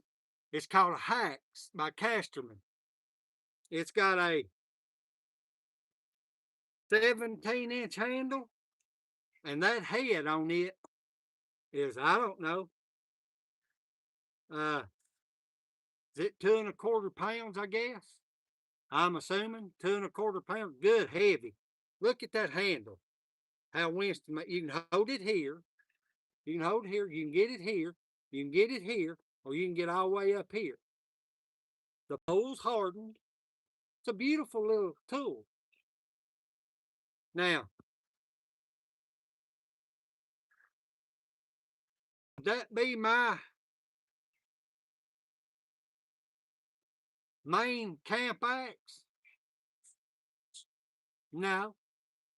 But I'd definitely have this axe, or I'd have a 2¼ pound Hoffman camp axe on a 19-inch handle.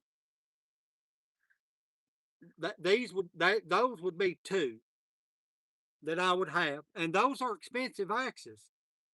You know, I don't know what Winston sells this axe for, but I know it won't be as much as the Hoffman axe. I know that for sure. And this one here is every bit the axe it is.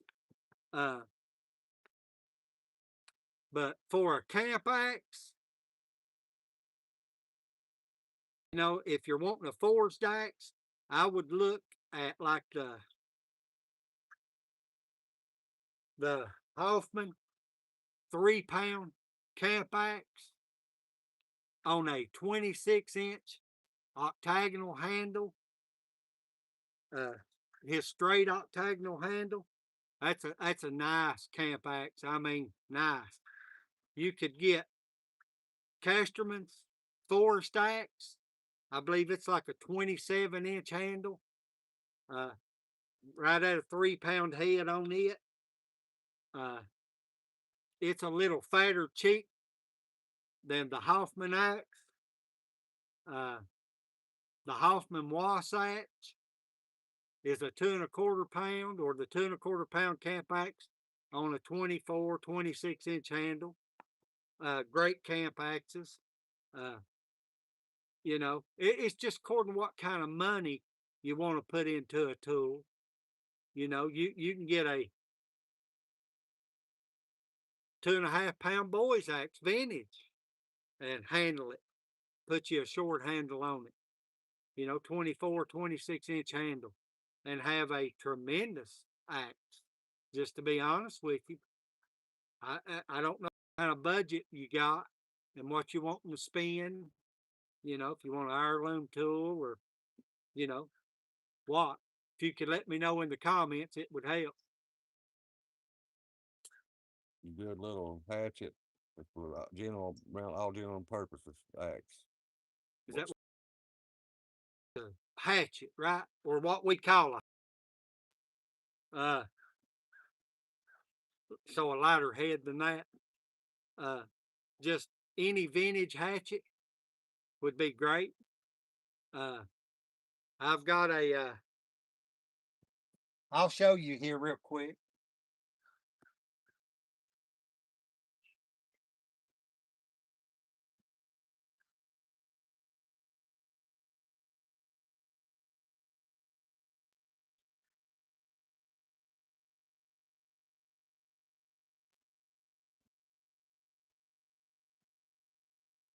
Here's the little hatchet that I pack with me. It's with me every time I'm out. You know, I was looking for a little high test Craftsman from Australia. It's still got the original green paint on it. I put it on a Hoffman 15-inch white oak handle. Sweet, just an old little axe. Give my man over in Hargett, Tennessee a shout out, Russell Made Holsters. He makes a lot of sheaths for me, axe mask, whatever you want to call them.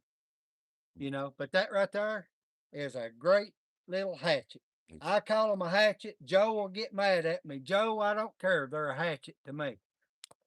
They call them a hand axe or an axe, whatever. I call these little things a hatchet. Adrianus, that looks great. Yeah, I mean that right there is a great little tool. I clean logs with it. When I chainsaw, get the gravel and dirt and whatever's on them, I use it. I kindling, just all kinds of little chores, you know, cutting limbs, whatever. It's a great little tool. I made the Appalachian Axe boy. I call him the boy. I made him I found the little Grandsfore's old vintage little hatchet head and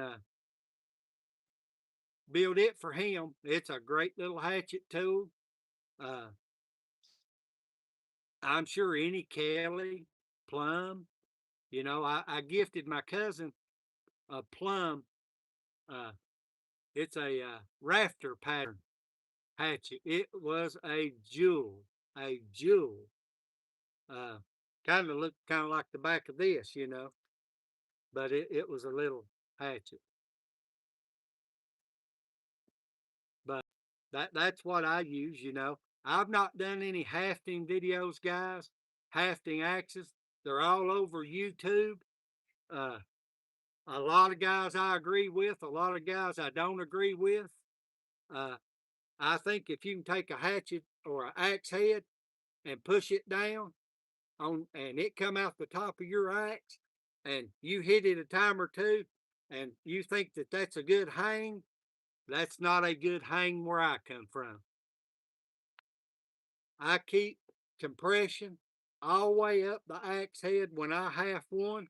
Maybe one day I'll half one, but it takes me a while to do it, you know, because I want it tight all the way up. So when it gets started, I don't go up. The only thing I remove is from where it's getting in the wood and down. And I keep that compression. It's a tight hang without a wedge in it.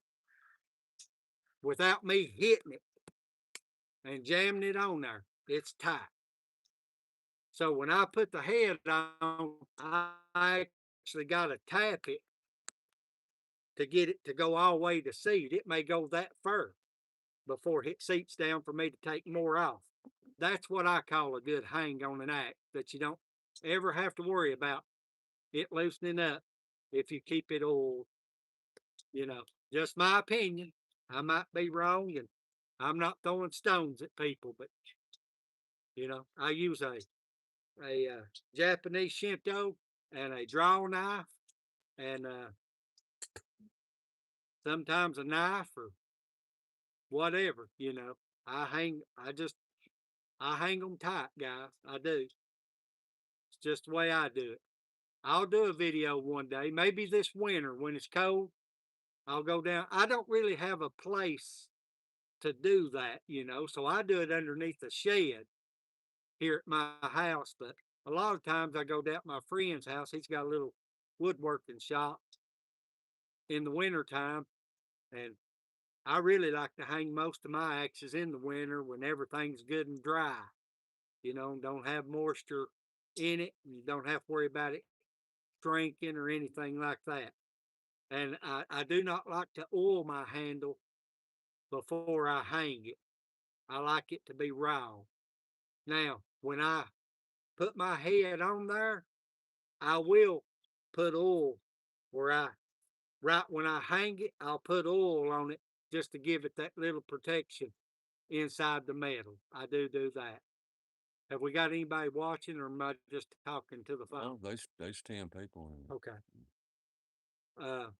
But that's how I hang, hatchets, axes, whatever.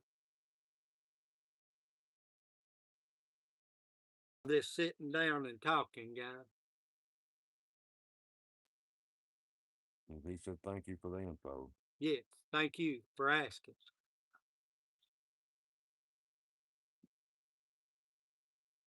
This week, guys, we'll split this big giant piece of red oak too.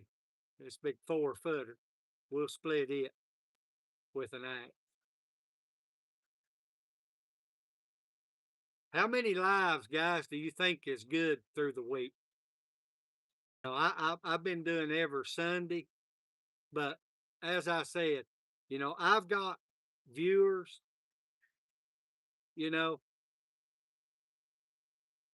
when you look at the views you get on a YouTube video and it says you got 300 views, you got 300 views. That don't mean that 300 people commented. That's 300 views.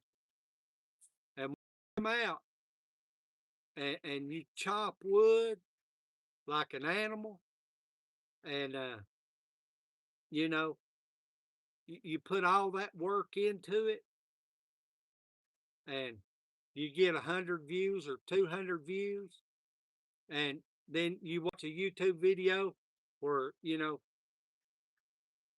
people act goofy as I'll get out and do very little work and talk and carry on, and they get hundreds, 50,000, 30,000 views.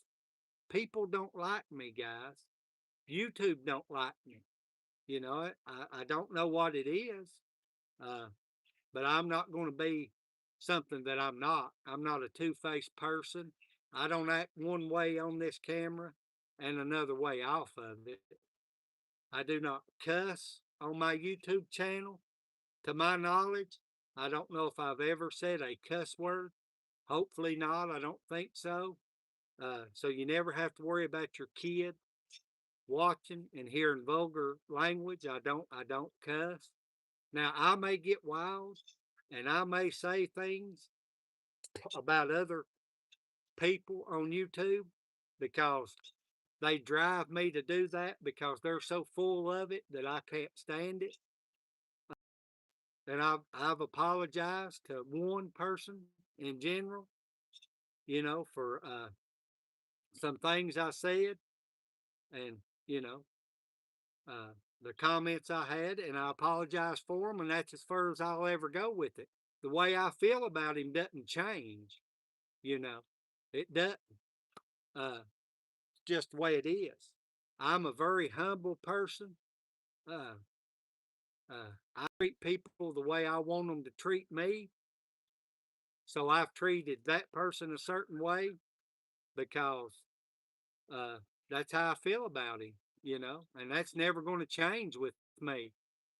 And I think most 90% of the stuff that spews out of his mouth is just publicity and arrogance, and that's just who he is, and I'm who I am. I'm just a common person that if I had 1,000,000 subscribers, I would never change from who I am. Nobody will ever own me doing this stuff, period. I've thought many times about just taking all my stuff down and making it private and, doing that. But I do want people to see what really goes into this. And I'm not saying anything about people's work ethic because, I do see people work, but I also on YouTube see people just edit their stuff for highlights. And don't get me wrong, I've got kids who, their attention span is they want to see short stuff that's funny or goofy. To me, I mean, it's just absolutely, I can't watch it. It's ridiculous. But that's who I am as a person. Do I watch some of that and laugh? Some of it, but you know, it just gets obnoxious to me over time. I come from the old school, guys. Hard work, you know, it was beat into me when I was young. So that's the way I've lived my life, you know, not instant gratification. Hard work pays off. I believe when you start at a job as a blue collar laborer, you start at the bottom and you work your way up. You don't start at the top. When you start at the top, there's only one way to go, and that's down. I've been both directions, I know. Any questions, guys, or anything?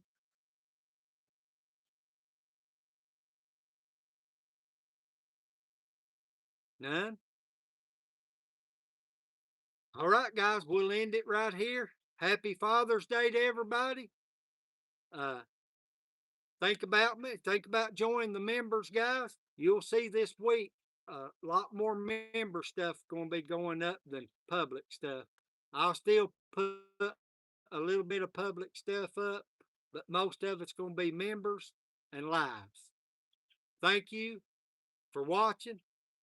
I appreciate it. Go watch all the Axe channels, guys. I butcher it up every time I start, so I'm not going to. Just on YouTube, you know, put in splitting wood, axes, whatever, you know, and try to find everybody. That's what I do. And I like everybody's, you know, from Billy Ray's all the way down. I watch them all the time. Uh, thank you for watching. Have a great Father's Day. And we will see you next Sunday for sure, and probably a couple times this week. See you then, guys.